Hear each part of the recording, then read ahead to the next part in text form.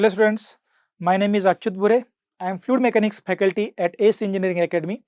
So today I am going to give solutions for GATE production engineering questions for fluid mechanics subject, right?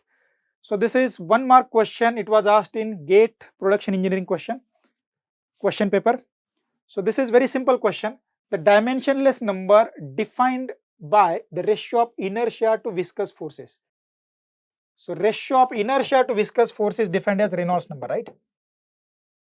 Inertia force divided by viscous force. This is Reynolds number.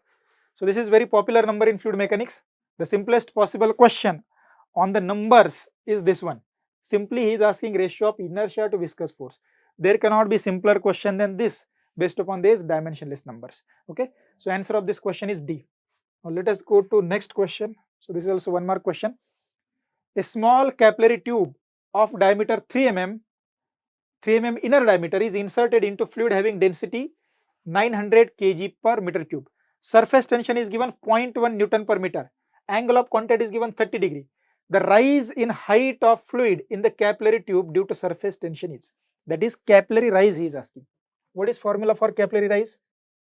Capillary rise H is equal to 4 sigma cos theta divided by rho GD, right? This is the formula for capillary height. So simply substitute the values. 4 into sigma value is 0.1 into cos theta, angle of contact is 30 degree, density is 900 into G value. G value is not given, so we'll take it as 9.81 into diameter. Diameter of tube is 3 mm. 3 mm is 3 into 10 to the power minus 3 meter.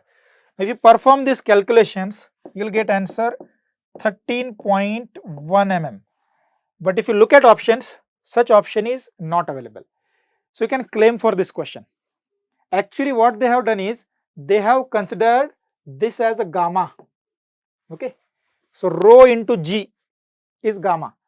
So directly if you consider gamma as 900, in short, if you don't write here 9.81, so in that case you will get answer B.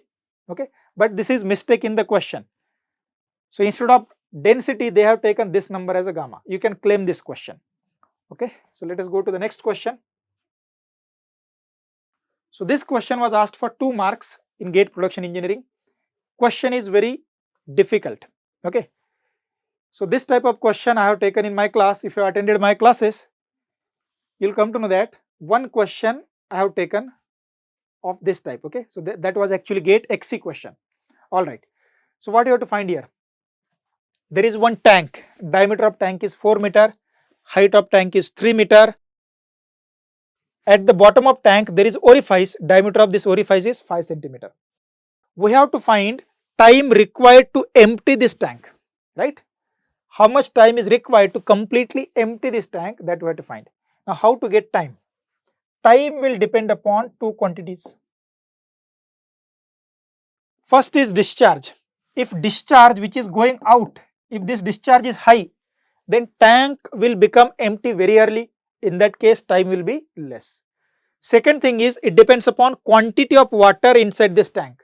If there is more amount of water present inside this tank, it means time will be high. So formula for time is volume divided by discharge. Alright. So this is the formula for time. Now one thing you have to note here is, the discharge of water which is going out, it is not constant. Why it is not constant? Because velocity of water which is going out is not constant. The velocity of water which is leaving this orifice, it is given by Torricelli's law as root 2 GH, right? U is equal to root 2 GH. What is H? H is level of water above this orifice. Now we can see that as time passes, level of this water is decreasing. It means this velocity will also decrease. It means discharge will also decrease. So this discharge is variable. So in such cases, you have to understand that you have to go for integration, right? So assume some intermediate level. Let us say this distance is small h.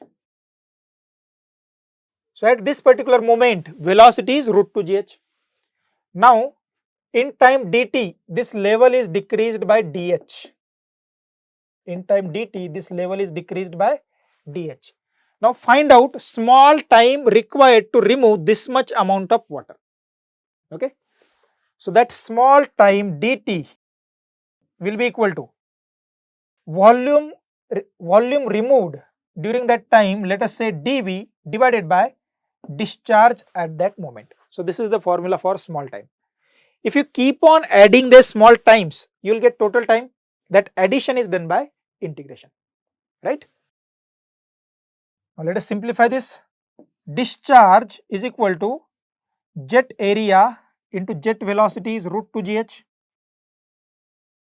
dV is this volume. This volume is equal to cross sectional area of tank. Let us say cross sectional area of tank is capital A into this height. Height is dh. This dh I should write with negative sign. So in the expression for dt, I should take this dh negative. For that there is a reason. What is the reason? As time increases, h value will decrease, right? As time increases, h value will decrease. It means positive change in time will correspond to negative change in height. That is, when dt is positive, dh is negative. In order to have this positive value of volume, I should write here minus sign, right? So total time is obtained by integration of this. So integrate this dt from time t equal to capital T, where this capital T is final time. On right hand side also you have to do this integration. So minus a divided by small a into root 2g. I will take this outside of integration. Inside integration will be dh divided by root h. Now corresponding limits of integration I have to write. When time is 0 means at initial moment. When time is 0, height value is capital H. When time is capital T, height becomes 0. So initial height is capital H, final height will be 0. So integration of this is T limits 0 to capital T. This area ratio I can write as a ratio of diameters into 1 by root 2g into integration of 1 by root h is 2 times of root h. 2 times of root h. Limits of integrations are h and 0. So this is equal to minus d divided by capital D divided by small d whole square into this 2 I will take out. So it becomes 2 divided by root g into 0 minus root h, right? Root 0 minus root h.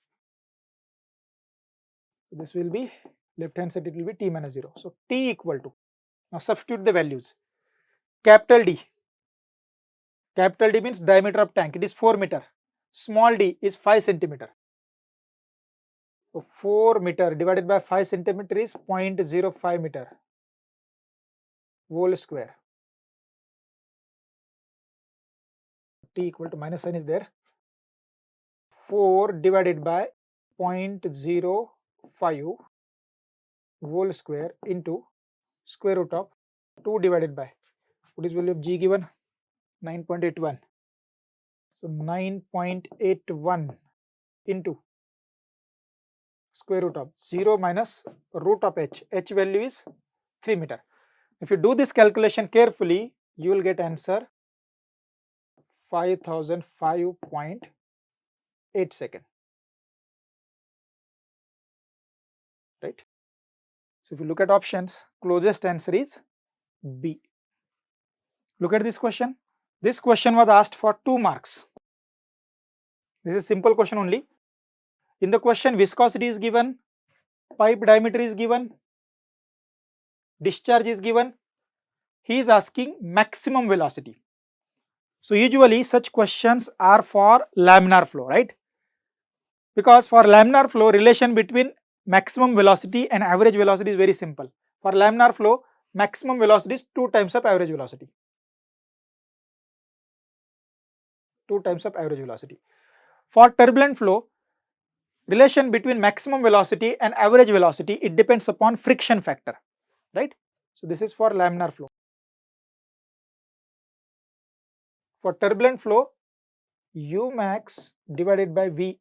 So this will be 1.1 plus 1.33 into square root of friction factor.